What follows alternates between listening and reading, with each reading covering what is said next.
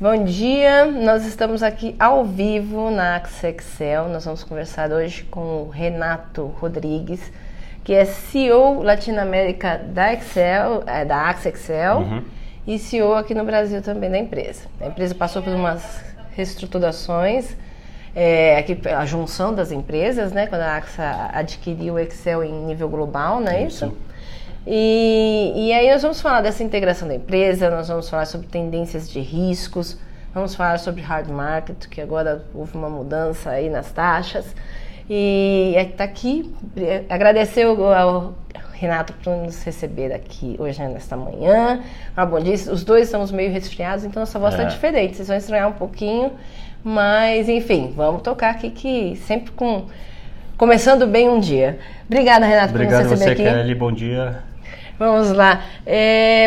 O Renato, falar um pouquinho sobre ele é economista, ele tem uma carreira baseada na subscrição de risco de financial lines, não é isso? Isso, eu comecei como underwriter de D&O, fui um dos primeiros underwriters de D&O no mercado brasileiro e comecei na Chubb em 1998 e trabalhei sempre com financial lines até...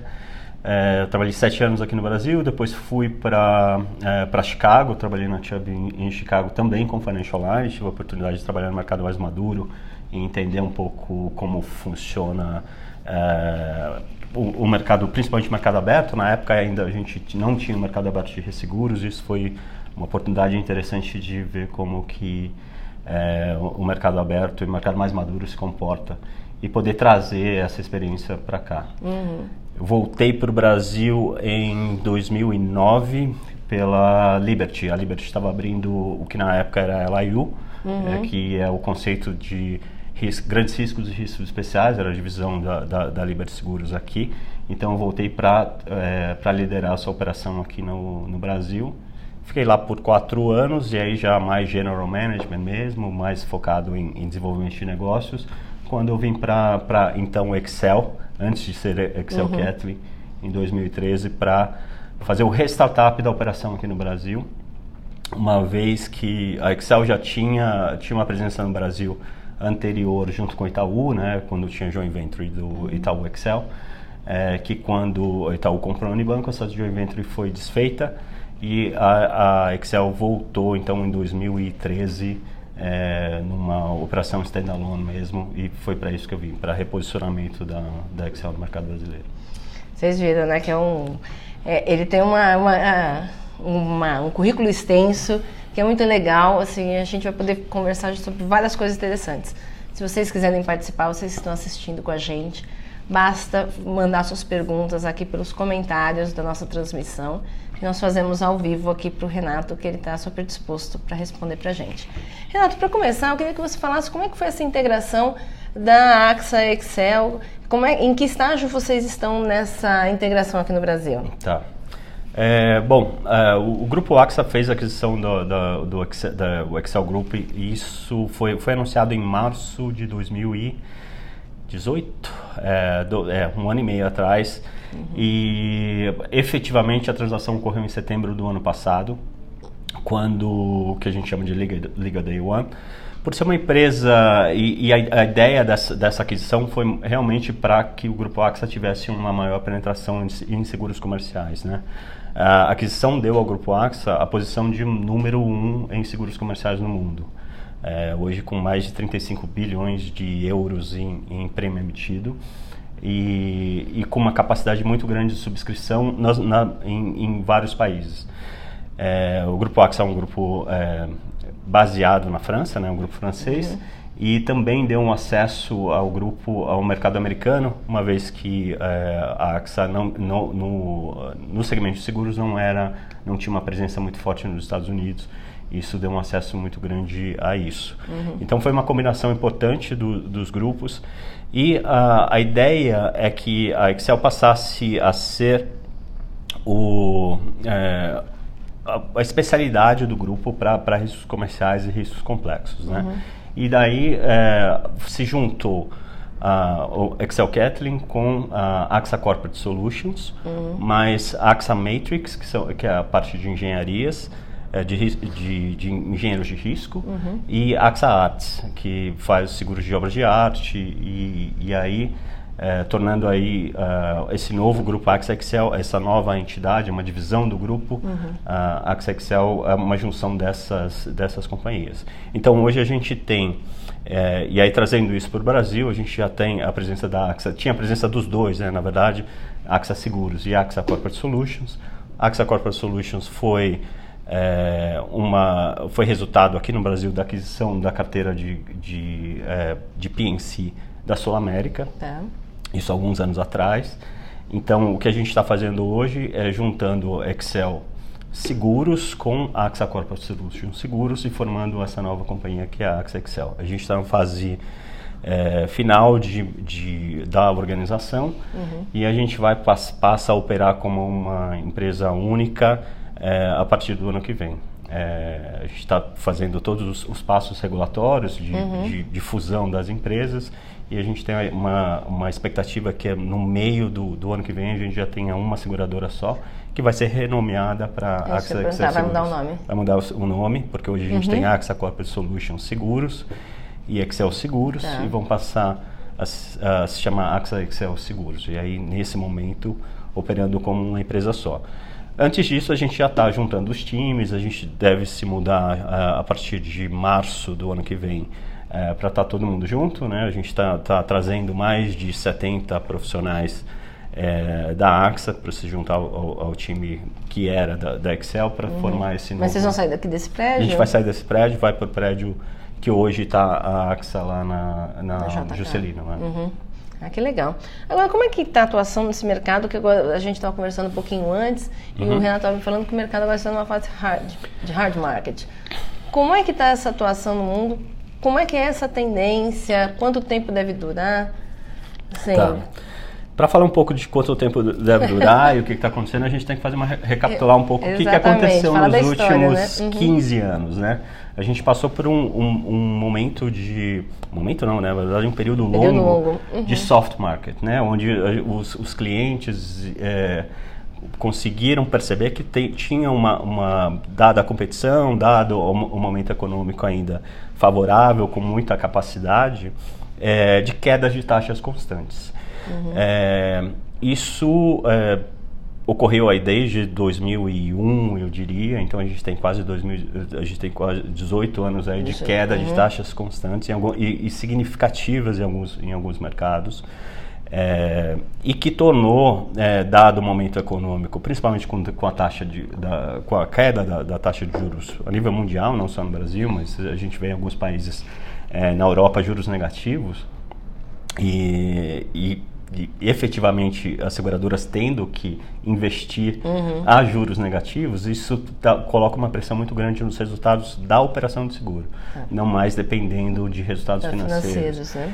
E isso aliado a um aumento da sinistralidade, porque o que a gente conseguiu perceber é que tem uma série de, nos últimos anos principalmente, catástrofes, mudanças climáticas, mudanças no comportamento de risco e da população, que tornou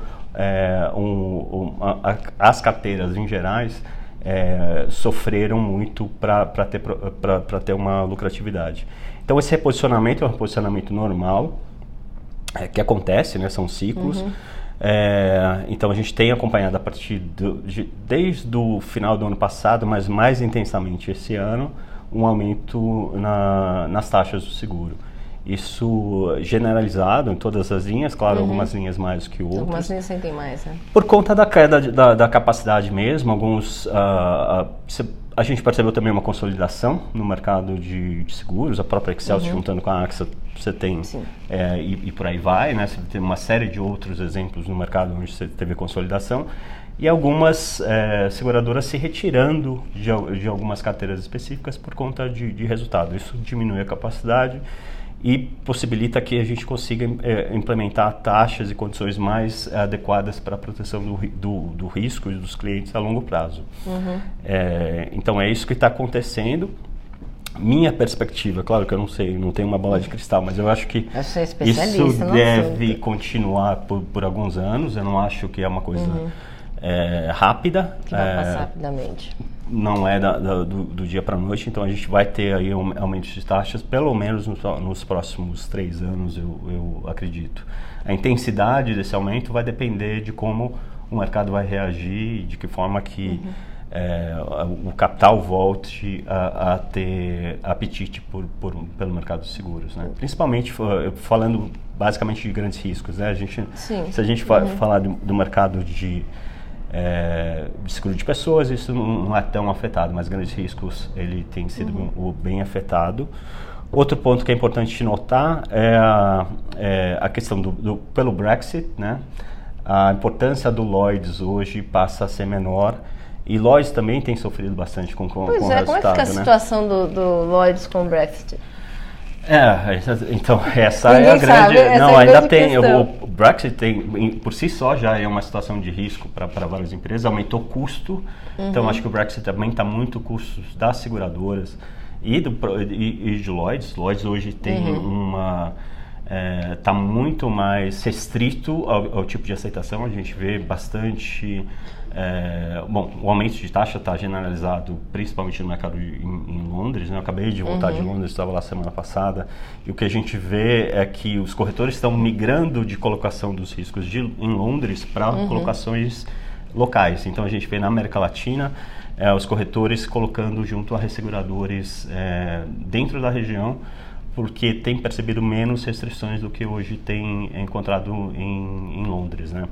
Então isso é algo muito diferente do que a gente viveu nos últimos 30, 40 anos, onde o Lloyd's era o centro para esse tipo de colocações. Hoje não mais, claro, continua sendo muito importante, mas eu tenho visto uma descentralização grande da forma de colocação desse tipo de risco. Entendi. Fizeram uma brincadeira aqui com você no Facebook, na nossa audiência, falando que com a saída da Delfine, se você assume a AXA do Brasil. Mas é brincadeira, tá, gente? Bem. Agora, como é que tá as condições da América Latina? A gente falou um pouco de Brasil, falamos do Reino Unido, enfim, do Brexit. Como é que está a situação dos riscos na América Latina, condições de negócios? São parecidas com do Brasil, de forma geral? Então, os países estão melhores, outros piores? Exatamente. O que acontece? A América Latina, a gente não pode generalizar. Cada país é um pouco diferente, porque a gente tem os países onde você tem catástrofes naturais, né? Então, se a gente pensar em México, Chile, por exemplo, que são países sujeitos a terremoto. Sim. Então, esses são países, e Colômbia, são países que já têm um mercado de seguros um pouco mais maduro, por conta de ter taxas adequadas já ao risco de terremoto. O que eu tenho percebido no mercado da América Latina é que a gente tinha feito muito, assim, o trabalho com relação à precificação para terremoto já estava muito bem feito. Acontece que o novo terremoto hoje é o que a gente chama que são os conflitos locais e políticos, né? Então, se você acompanha o que está acontecendo no Chile, o Chile foi para mim foi a maior surpresa. Um ano atrás, ninguém ia achar que a gente teria um tipo de conflito. O Chile foi um país que cresceu muito economicamente nos últimos anos, tem uma situação muito mais estável que a maioria dos países na região, e a gente tem acompanhado, né? Não acabou ainda. Os desdobramentos que acabaram por gerar sinistros enormes. Os números que chegam falam em conta de 4 bilhões de... Que tipo de sinistros? Porque tem a mobilização popular, mas tem uma série de consequências. Principalmente o que é decorrente de vandalismo. Né? Então, quebra-quebra, incêndio. Então, foram incendiadas vários prédios, lojas de departamento, pegar o Walmart, eu acho que foram mais de 300 lojas no país que foram destruídas. E isso tem obras de infraestrutura, então próprias estações de metrô, ônibus queimados, então tudo isso gera um sinistro para o mercado bem relevante, que não estava precificado. Essa que é o grande ponto. Pelo fato da gente não ter a expectativa que algo dessa magnitude ocorresse no Chile, isso não estava precificado. E aí, se a gente passa do Chile para os vizinhos, a mesma coisa ocorreu no Equador, a mesma coisa em certo momento no Peru e na Colômbia, né? Também, né? Na Colômbia, depois de mais de 20 anos, a gente viu algumas coisas como o toque de recolher. E tem uma preocupação, fechamento de fronteiras. Então isso aumenta muito a percepção do risco, não só a percepção do risco, mas o risco em si para os países na região. E sem falar em Venezuela, que já está há algum tempo. Sim, já vem nisso, tempo, e Argentina também, por questões políticas, onde a gente tem muita dificuldade de desenvolvimento do mercado de seguros, uma vez que tem seguros e resseguros, principalmente grandes riscos, com a dificuldade de tirar o dinheiro. Sim, a dificuldade da moeda, né? A dificuldade da moeda. E a gente tem acompanhado cada vez mais desenvolvimentos adversos, né? Agora o governo parece que passou uma tarifa de 30% para compras em dólar. Isso ainda não sei de que forma vai afetar isso o mercado de seguros. Isso chega a inviabilizar alguns produtos, alguns negócios, né? Porque você tem que fazer essas transferências, né? E tem um passado também de nacionalização e de não respeito ao contrato que dificulta fazer negócio. Então, a América Latina eu costumo dizer que não é para fracos, né? Você tem que pensar no longo prazo e estar disposto a investir para ter os altos e baixos dessa... Para suportar esses altos e baixos, né? Suportar os altos e baixos. Só lembrando para nossa audiência, esse papo está super interessante aqui com o Renato, e se você quiser pode mandar sua pergunta aqui nos comentários do Facebook, que a gente vai fazer diretamente para ele aqui. Agora, Renato, falando assim, a gente falou em tempos de mudanças climáticas, sustentabilidade, como é que são os novos riscos agora? Até você citou, essa é uma vertente, mas tem outra vertente também daqueles riscos que a gente não esperava que acontecessem, que são esses consequentes de alguns tipos de evento. Como se preparar? Como é que vocês estão vendo isso? O que esse mundo novo traz para a gente em termos de riscos? Eu acho que a gente tem acompanhado o risco emergente já há algum tempo, né? Mas o grande problema é como responder a esses riscos emergentes, como a indústria de seguro.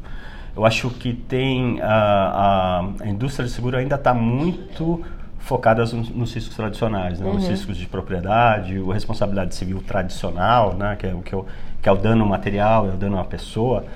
E o que acontece é que os riscos mudaram de uma forma que hoje não são os principais, continuam sendo riscos importantes e que a gente tem bastante domínio em como suportar os clientes nesses casos.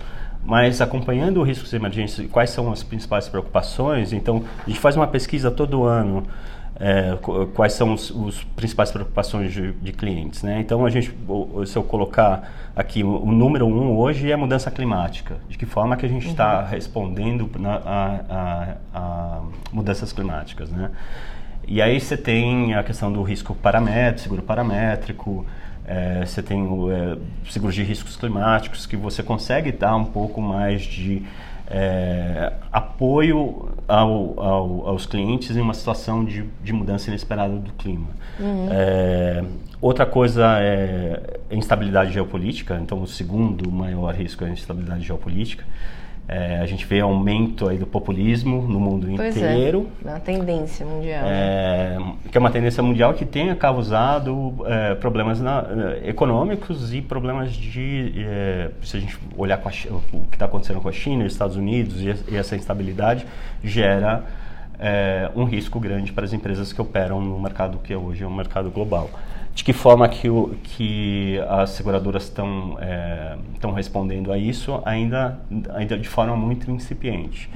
A gente fala do cyber, então o cyber está aí já há algum tempo, mas cada vez mais ganhando importância, né? Sobre o cyber, até tem uma pergunta aqui para você do Marcelo Pilon, aproveitando o gancho.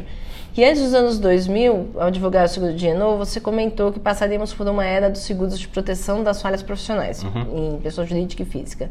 E realmente aconteceu. E ele quer saber como você entende que nós teremos uma nova era com os riscos cibernéticos? Eu entendo que sim. Eu acho que assim, não dá mais para fugir. Quem não teve um ataque vai ter um ataque. E os ataques hoje são sistêmicos, né? não só por conta de hackers, mas a grande preocupação é de forma que alguns países estão se preparando para... A nova guerra vai ser uma guerra cibernética. Eu acho que essa é o grande problema. Então, hoje, sim, é uma preocupação, se você falar com qualquer empresa, é uma preocupação grande, não só com relação a ataques e perda de dados, mas também com relação à proteção aos dados de clientes, né? A gente tem leis sendo estabelecidas em vários países, inclusive no Brasil, que traz uma carga de responsabilidade grande. Qual é o grande problema do cyber? A gente está preparado também a responder ao cyber, a gente tem feito isso há algum tempo já, inclusive no Brasil, e a demanda tem crescido bastante, a contratação tem crescido bastante. A grande preocupação que eu tenho é uma situação sistêmica. O cyber ele pode desencadear ao mesmo tempo em vários clientes uma situação de perdas muito grandes. E a maior preocupação não é nem o que está coberto nos produtos de cyber, e sim nos produtos tradicionais que não excluem claramente o cyber. Então, o que a gente chama de silent cyber. O silent cyber pode ser o grande perigo para a indústria de seguros, uma vez que se tiver um risco sistêmico cibernético, que várias apólices sejam detonadas ao mesmo tempo para o pagamento das perdas. Por falhas de como a exclusão ou a cobertura do clausulado. Então, isso tem sido uma preocupação na maioria dos países, dos reguladores e das companhias, para que isso seja consertado daqui para frente. Acontece que a gente tem ainda apólices de cauda longa, né? Onde isso pode sim ser detonado. Então, cyber com certeza é um risco bem... a gente está se preparando cada vez mais, mas é um risco bastante latente para o mercado. A indústria está se preparando de forma global, né? Quer dizer, são todas as seguradoras e resseguradoras, enfim, todo mundo está tentando... Discussão a nível de FinSeg, junto à SUSEP também, para que a gente tenha uma cláusula que seja bem amarrada para o que está coberto e o que não está coberto, em casos que se queira cobrir, que seja claro isso, em casos que não se queira cobrir, também isso fique muito claro, para que não tenha problemas judiciais depois. Como é que estão as empresas? Quer dizer, os donos dos riscos, né? Elas estão preocupadas? Elas procuram vocês? Eu acredito que as grandes empresas já estejam mais conscientes do risco que tem. As médias e um pouco menores ainda não tomaram ciência, talvez? É mais difícil a compreensão. Eu acho que você está certa. Muito mais... começou com as grandes empresas mais expostas, que têm dados de clientes, sejam escolas, hospitais, empresas de escritórios de advocacia, bancos, empresas mais focadas no mercado digital, e-commerce. Mas isso tem que ser alastrado para empresas menores também. Falta ainda uma divulgação e um entendimento grande do que está coberto. Falta ainda entender como a lei de proteção de dados no Brasil vai funcionar. Mas eu acredito que também falta que as seguradoras tenham um produto mais simplificado e de fácil contratação para esse segmento. Isso vai acontecer logo. Mas por enquanto o foco tem sido realmente em empresas médias e grandes que têm esse tipo de preocupação para a contratação do seguro cyber hoje. Joia. Agora, queria reforçar que quem estivesse nos assistindo, quiser mandar pergunta para o Renato, é só mandar aqui nos comentários que ele responde para a gente. Eu queria saber assim, a Excel, né, que ele já tinha um histórico de fazer muita pesquisa sobre riscos emergentes, né, o que está vindo por aí, e com a AXA também, agora vocês integraram isso. Como é que estão essas pesquisas? O que vocês fazem de efetivo para descobrir esses novos riscos, para antecipar o que vai acontecer? A gente faz uma pesquisa anual, na verdade o Grupo AXA é mais atuante ainda nesse segmento, nessa preocupação de riscos emergentes. Faz uma pesquisa anual com quase 2 mil pessoas no mundo inteiro. E a gente faz um acompanhamento de como está mudando esses riscos, né? Quais são os mais relevantes para os gerentes de risco e as empresas às quais a gente dá suporte. E a gente tem visto que algumas coisas mudam, sim, claro, ano a ano. Então, acho que esse ano teve um aumento com a questão conflitos locais e descontentamento social, que era uma coisa que não aparecia tanto. Porque isso tem, como a gente falou sobre a questão do Chile, isso acaba gerando um prejuízo grande. Outro ponto que também era discutido, que agora apareceu muito forte, é questões de doenças, principalmente relacionadas a animais. A gente viu o que aconteceu na China. Tá uma crise isso terrível, tem, e que são pandêmicos, né? São questões que criam, tem uma repercussão mundial, no sentido de que o preço da carne aumentou no mundo inteiro, porque o preço do seguro também, eu estou falando hoje que eles estão, as seguradoras estão pagando muito, né? Exatamente, está muito alto isso, eles estão pagando, indenizando muita gente, né? Tem muita indenização, então acho que o que aconteceu na China também foi bastante emblemático, né? Metade dos porcos no país inteiro morreram. Então, para você substituir isso, a proteína que o chinês come muito porco. Sim, nós estamos falando de bilhões de pessoas. Então, né? Aumenta o preço o preço do frango, aumenta o preço da carne, e isso, como é uma commodity mundial. Aumenta para todo mundo, né? Então, isso gera e a preocupação é que isso ocorra em outras partes do mundo. O Brasil é menos suscetível a esse tipo de doença, mas não não dá para dizer que não vai acontecer. E o Brasil é um dos maiores exportadores e dependente desse mercado de proteínas, né? Então isso sim é um risco emergente e é um risco que tinha sido pouco identificado no ano passado e hoje já percebido como um grande risco, de que forma que poder cobrir o que a gente chama de livestock, né, que é o seguro de gados e de criações mesmo, dando cobertura a esse tipo de situações pandêmicas que acontecem hoje, que a gente vê que pode acontecer de uma forma generalizada. Legal. Agora, para a gente finalizar, já estamos com quase 30 minutos de transmissão. Queria pedir para você, como é que você vê o ano de 2020? Como é que esse futuro bem próximo? Como é que vocês estão se preparando? O que você acha que vai ser o ano que vem? Eu acho que 2020 vai ser um ano melhor, não só para o mercado de seguros, mas para o país. A gente tem visto aí a retomada da economia, com a queda da taxa de juros e também com os investimentos que estão acontecendo. Principalmente pelo reposicionamento, né? Hoje a gente tem um reposicionamento de taxa e melhor entendimento do risco para que o mercado reaja de forma adequada. Outra coisa que eu acho que tem ajudado bastante é a postura do regulador hoje, né? A SUSEP está muito mais aberta a ter a inovação, a discussão com o mercado, a ter um novo olhar para o risco e a forma de regular. Então isso foi uma surpresa muito boa, ver como que a SUSEP está se posicionando para o futuro do mercado de seguros no Brasil. Então isso deve também impulsionar 2020 para o mercado. Mercado Brasil. Que bom, né? Temos boas notícias para o ano que vem, já que viemos aí de um período bem duro, né? De alguns 4 anos aí difíceis. Bom, quero agradecer ao Renato muito por nos receber aqui. Eu vou passar a palavra para ele para as considerações finais e depois eu tenho uns recadinhos aí para vocês.